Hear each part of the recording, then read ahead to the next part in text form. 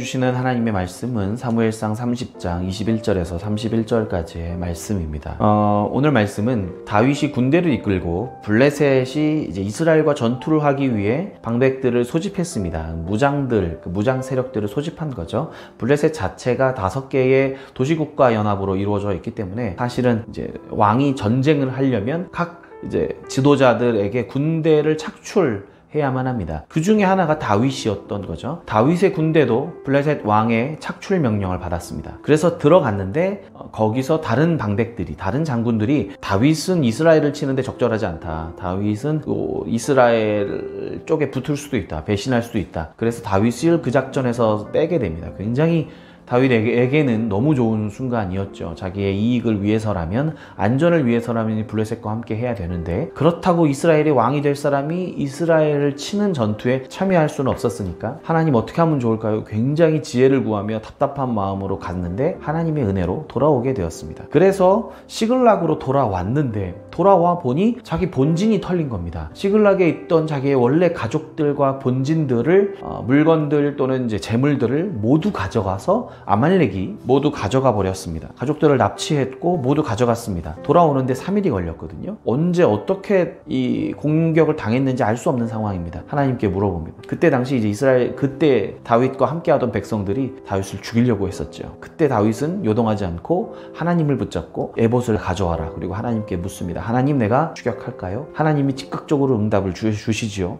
추격하라. 그래서 추격하게 됩니다. 추격할 때 부솔 시냇가에 이르렀을 때 200명이 낙오하게 됩니다. 600명을 데려갔는데 200명이 낙오하고 400명을 데리고 아말렉을 치게 되고 거기서 대승을 거두게 됩니다. 문제는 오늘 본문이 여기서부터 시작하는데요. 대승을 거두고 어마어마한 전리품을 갖고 돌아오게 되는데 이 전리품을 나누는 문제로 분쟁이 일어나게 됩니다. 이때 다윗이 어떻게 이 문제를 해결했으며 어떻게 다윗이 이 이후에도 행보를 보이는지에 대해서 알 수 있는 힌트들이 여기에 많이 나와 있습니다. 한번 같이 말씀을 묵상해 보도록 하겠습니다. 다윗이 전에 피곤하여 능히 자기를 따르지 못함으로 부솔 시내에 머물게 한 200명에게 오매 그들이 다윗과 그와 함께한 백성을 영접하러 나오는지라. 다윗이 그 백성에게 이르러 문안하매 다윗과 함께 갔던 자들 가운데 악한 자와 불량배들이 다 이르되 그들이 우리와 함께 가지 아니하였은즉 우리가 도로 찾은 물건은 무엇이든지 그들에게 주지 말고 각자의 처자만 데리고 떠나가게 하라 하는지라. 다윗이 이르되 나의 형제들아, 여호와께서 우리를 보호하시고 우리를 치러 온 그 군대를 우리 손에 넘기셨은즉 그가 우리에게 주신 것을 너희가 이같이 못하리라. 이 일에 누가 너희에게 듣겠느냐? 전장에 내려갔던 자의 분깃이나 소요물 곁에 머물렀던 자의 분깃이 동일할지니 같이 분배할 것이니라 하고 그날부터 다윗이 이것으로 이스라엘의 율례와 규례를 삼았더니 오늘까지 이르니라. 다윗이 시글락에 이르러 전리품을 그의 친구 유다 장로들에게 보내어 이르되 보라, 여호와의 원수에게서 탈취한 것을 너희에게 선사하노라 하고 베델에 있는 자와 남방 라못에 있는 자와 얏딜에 있는 자와 아로엘에 있는 자와 신못에 있는 자와 에스드모아에 있는 자와 라갈에 있는 자와 여라무엘의 사람의 성읍들에 있는 자와 겐 사람의 성읍들에 있는 자와 홀마에 있는 자와 고라산에 있는 자와 아닥에 있는 자와 헤브론에 있는 자에게와 다윗과 그의 사람들이 왕래하던 모든 곳에 보내었더라. 아멘. 오늘 말씀은 다윗의 군대 안에서 벌어진, 다윗과 함께하던 사람들 가운데 벌어진 분쟁의 이야기입니다. 사실 다윗 군대가 굉장히 강행군을 펼쳤습니다. 200명이 낙오할 정도였는데요. 다윗과 그의 사람들이 사흘 만에 시글락에 이르렀습니다. 블레셋의 전투 전략 회의에 참여했다가 다시 돌아오는데 3일이 걸렸습니다. 3일 동안 행군해서 돌아온 겁니다. 600명이 행군해서 돌아왔습니다. 그런데 그리고 600명이 다시 자기의 처자와 자기의 잃어버린 재물을 찾기 위해서 아말렉을 추격하면서 부솔 시내까지 갔습니다. 부솔 시내까지 갔는데 거기까지가 대략적으로 한 25km 정도 되는 거리라고 합니다. 그 거리를 걷거나 뛰어서 간 겁니다. 그러니 굉장히 강행군이었습니다. 200명이 낙오할 만했습니다. 거기다가 전투를 치르는데 200명이 있고 이제 400명이 이집트, 애굽 소년의 안내를 따라서 전쟁에 들어갔고 술에 취한 아말렉 군대들은 그냥 이렇게 이렇게 속수무책으로 당할 수밖에 없는 상황이었습니다.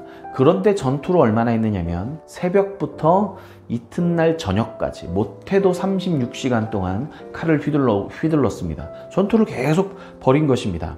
그러자 22절 말씀에 다윗과 함께 갔던 자들 가운데 악한 자와 불량배들이 다 이르되 그들이 우리와 함께 가지 아니하였은즉 우리가 도로 찾은 물건은 무엇이든지 그들에게 주지 말고 각자의 처자만 데리고 떠나가게 하라 하는지라. 전리품에 참여를 못하게 하자 막대한 전리품을 갖고 돌아왔는데 돌아오자마자 저기 낙오된 사람들 그리고 그냥 본진에 있었던 사람들 빼고 우리가 나눠 갖자. 왜냐하면 전투에 참여한 건 우리지 않습니까? 공정하게 우리에게 받을 몫을 허락해 주셔야 됩니다. 원했으면 너희도 전투에 참여했어야지 라는 내용으로 이야기하는 겁니다. 그러자 다윗이 원칙을 이제 이렇게 표현합니다. 6절 말씀에 백성들이 그러자 다윗이 이 문제를 이렇게 해결합니다. 그런데 다윗이 이 문제를 해결할 때에 참 재미있던 장면이 6절 말씀입니다. 백성들이 자녀들 때문에 마음이 슬퍼서 다윗을 돌로 치자 하니 원래는 시글락을 돌아왔는데 시글락에 우리가 약탈을 당한 겁니다. 그 상황에서 처자들이 다 인질로 잡혀가는 이 상황, 아무도 죽이진 않았고 인질로 잡혀간 이 상황이지만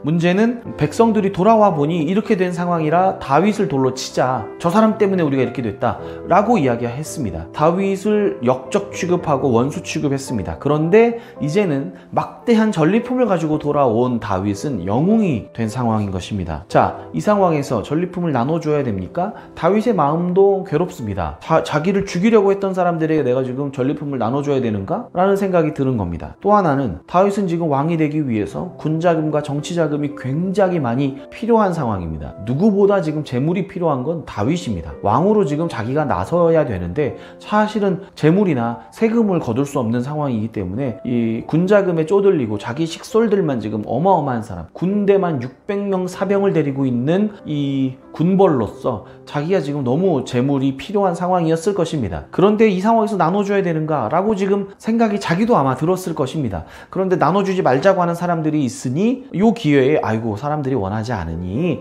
이렇게 하지 맙시다 라고 할 수 있는 상황이었습니다. 그런데 다윗은 이렇게 원칙을 선포합니다. 전쟁에 내려갔던 자의 분깃이나 소유물 곁에 머물렀던 자의 분깃이 동일할지니 같이 분배할 것이니라. 낙오된 자들도 그리고 본진에 머물렀던 사람들까지도 모두 똑같이 분배하자라는 것이 다윗의 원칙이었습니다. 왜 그랬을까요? 첫 번째는 다윗의 모인 사람들이 어떤 사람인가를 보면 됩니다. 세번역 성경인데요. 22장 1절에서 2절 말씀에 보면요. 다윗이 아둘람 굴에 몸을 피했다. 그러자 형들과 온 집안이 그 소식을 듣고 그곳으로 내려가 그에게 이르렀다. 다윗에게 처음에 붙었던 사람들이 누구냐면 다윗과 다윗의 형들 온 집안 사람들이 다윗과 함께 광야 생활을 했습니다. 그리고 두 번째 뭐냐면 그들뿐만이 아니라 압제를 받는 사람들과 빚에 시달리는 사람들과 원통하고 억울한 일을 당한 사람들도 모두 다윗 주변으로 몰려들었다. 다윗이 지금 600명을 어디서 이렇게 선발해서 데리고 온 게 아닙니다. 오디션을 보고 면접을 보고 제대로 된 사람을 뽑은 것이 아니라 온 이스라엘 각지에서 사울 왕에게 불만이 있고 자기 생활이 지금 빚에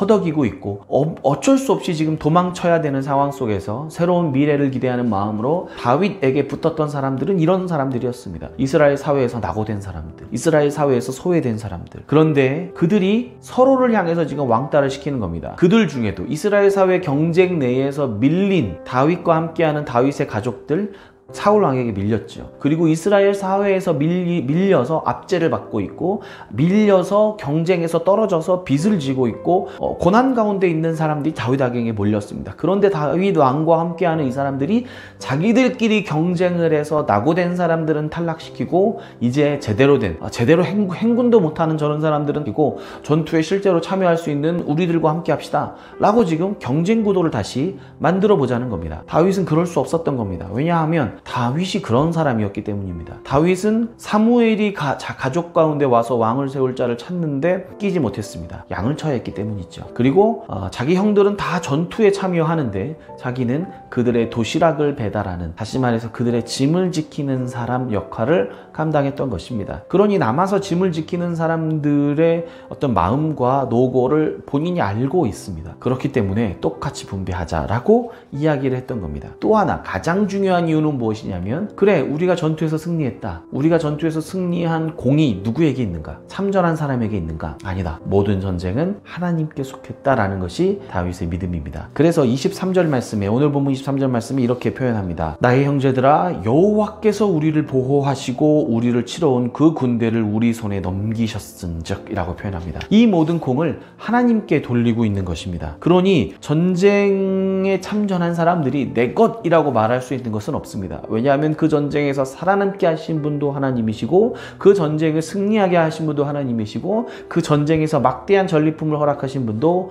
하나님이시기 때문입니다. 다윗은 이 상황에서 경쟁하기보다는 서로 공존할 것을 택했습니다. 사실 사울 왕도 전리품 때문에 버림을 받게 되었죠. 근데 오히려 반대로 다윗은 이 전리품 때문에 하나님의 원칙을 세우게 되는 상황이었습니다. 그리고 다윗은 거기서 멈추지 않습니다. 얼마나 막대한 전리품을 얻었는지 다윗은 26절 말씀에 시글락에 이르러 전리품을 그의 친구 유다 장로들에게 보내요 라고 표현되어 있습니다. 그리고는 13개의 성읍들의 이름들이 나오게 되고, 그 외에도 자신과 함께 접촉한 모든 사람들에게 이 전리품을 나눠줍니다.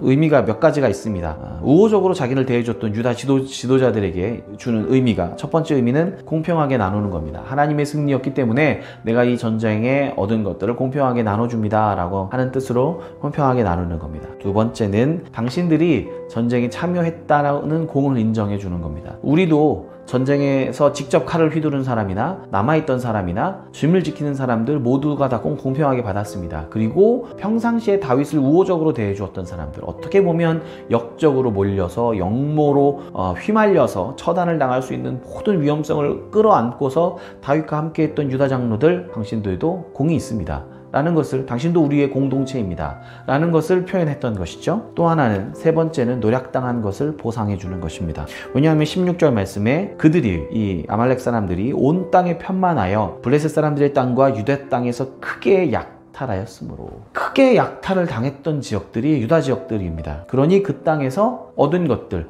이렇게 전리품을 취한 것들을 다시 돌려주는 의미도 있습니다. 정확하게 그들에게 보상해 주겠다 이런 건 아니지만, 그래도 어느 정도 보존해 줄 수 있는 선물들을 보내준 것입니다. 어찌 보면 왕의 품격이 여기서 드러납니다. 왕이 전쟁에 승리한 다음에 그것을 전부 다 왕의 제물로 국고로 귀속하지 않고 나눠주고 있는 것입니다. 왕이 하사해 주는 것입니다. 그리고 이렇게 전했습니다. 다윗이 여호와의 원수와 싸워 승리했다. 이 승리의 기쁨을 같이 공동체인 일원들에게 나눕니다 라는 의미가 들어있는 것입니다. 이스라엘을 하나의 공동체로 묶어내었고, 하나님의 승리를 함께 공유하는 사람들로 이 순간에 다윗이 만들어버린 것입니다. 이 말씀 우리 한번 같이 묵상 질문을 통해서 정리해 보도록 하겠습니다. 이 땅에서 내 것이라고 부를 수 있는 것은 단 하나도 없습니다. 재물이나 지위는 물론이고 내 몸과 내 영혼조차 내 것이 아닙니다. 다윗과 같이 욕심나고 화가 나는 상황에서도 하나님의 뜻대로 사용하기 위해서 우리가 해야 할 것은 무엇일까요? 이 세상 모든 것이 내 것이 아니라는 것을 인정하기가 사실은 어렵습니다. 이건 인정하는 연습들을 우리가 좀 해야 되지 않을까 생각이 드는데요. 특별히 어떤 사람이 우리에게 칭찬을 주었을 때, 제가 옛날에 한번 생각해 보았는데, 어떤 사람이 저에게 이제 칭찬했을 때 내가 아유 아닙니다, 그렇게 안 하셔도 됩니다, 그런 거 아닙니다 라고 말하는 것도 내가 어찌 보면 좀 너무 건방진 생각이구나. 왜냐하면 제가 이렇게 말씀을 전하든 찬양을 하든 뭘 했는데 칭찬을 해 주었다는 것은 사실은 나를 칭찬했다기보단 나를 통해 일하시는 하나님을 칭찬하고 영광을 돌린 것인데, 내가 거기서 아니라고 내가 그렇게 처분할 권한이 나한테 없다는 것을 깨달았습니다. 그래서 다음부터는 그냥 누가 칭찬해 주시면 예, 감사합니다, 하나님께서 함께 하셨다고 그냥 그렇게만 아주 간략하게만 표현하는 정도로 그냥 감사하다는 인사만 드리는 경우로 이제 생각이 되었고, 또 하나, 내 것이 아님을 우리가 연습하는 가장 기본적이고 가장 중요한 원칙은 11조 예물을 드리는 것입니다. 내게 재물이 모든 것이 100%, 10개 중에 10개가 다 하나님께로부터 왔다는 표시로 한 개를 드리는 것이 11조의 기원입니다. 그러니 내 것이 다 내 것이 아닙니다라는 고백을 드리는 것입니다. 어렵겠지만 우리가 이런 것들을 연습해 나가고 내 것이 아니고 하나님의 것임을 믿음으로 자꾸 고백해 볼 때 우리가 잃을 것은 아무것도 없고 우리는 은혜만 누리게 되는 것임을 또 보게 됩니다. 우리 결단 기도를 통해서 말씀을 정리하도록 하겠습니다. 같이 기도하겠습니다. 은혜와 자비가 풍성하신 하나님, 모든 것이 주께로부터 왔음을 주님 앞에 고백합니다. 우리에게 채우시고 공급하시는 하나님의 은혜를 누리게 하시고 내게 주신 것을 나누는 넉넉한 마음도 허락하여 주옵소서. 예수님의 이름으로 기도합니다. 아멘.